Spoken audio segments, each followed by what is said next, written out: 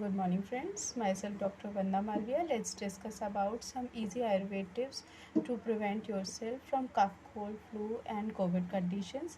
Number 1 is drink hot water in the morning and normal throughout the day. Number 2 is eat vitamin C rich fruits like kiwi, lemon to boost your energy and immunity power too. And eat Chyawanprash daily basis with hot milk. You can drink turmeric milk also. Do not eat or drink any cold items.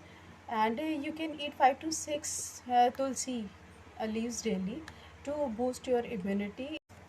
Follow these tips for better health no matter what you have cough and cold or not. COVID is also rising again, so wear a mask and follow distancing. If you like video, follow me back on Instagram.